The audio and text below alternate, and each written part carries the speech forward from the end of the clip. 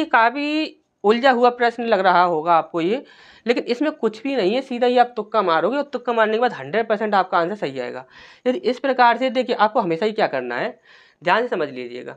जब कभी भी आपको रेशियो से संबंधित प्रश्न दिखेगा तो आपको क्या करना है कि जो चीज़ आपको पूछी जा रही है, जो चीज़ आपसे पूछी जा रही है, यदि उसका आपको रेशियो भी दिया गया है तो आपको सिर्फ रेशियो से डिवाइड करके देख लेना है, जो भी आपका आंसर होगा वह 100% आपके सामने आ जाएगा।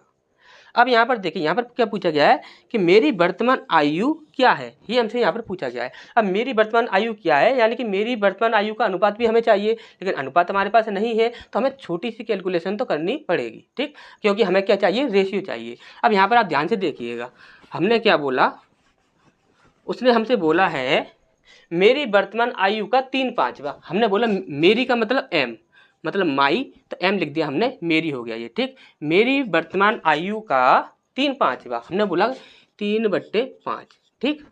उसके बाद उसने बोला है कि उतना ही है, उतना ही है यानी कि बराबर है किसके, जितना मेरे चचेरे भाइयों में से एक की आयु का, चचेरे भाइयों का यानी कि हम इस प्रकार से लिख देते हैं, यहाँ पर सी लिख देते हैं, तो चचेरे भाइयों में से एक का 5वां छठा, क्या बोला गया है, 5वां छठा, ठीक। अब हमें यहाँ पर रेशियो मिल जाएंगे। अब हमें क्या करना है कि यहाँ पर ये एम है यानी कि मेरा, और इसके बाद सी है आपका चचेरे भाई, ठीक।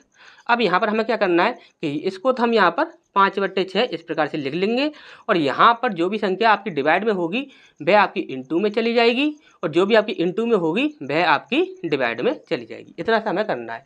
तो यहाँ पर मेरा जो भी रेशियो बन रहा है, मेरी आयु का जो भी, वर्तमान आयु का जो भी रेशियो बन रहा है वो कितना बन रहा है, 5 × 5 = 25, ठीक। और चचेरे भाई की यदि पूछी जाती तो चचेरे भाई की वर्तमान आयु का रेशियो कितना बनता, तो उसका बन जाता आपका 6 × 18, ठीक।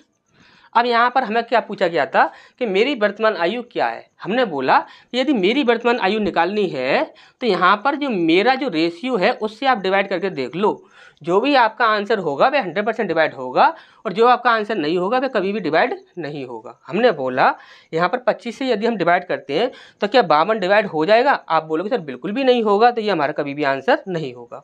हमने बोला क्या 25 से 53 डिवाइड हो जाएगा, आप बोलोगे सर बिल्कुल भी नहीं होगा, तो ये भी हमारा आंसर नहीं होगा।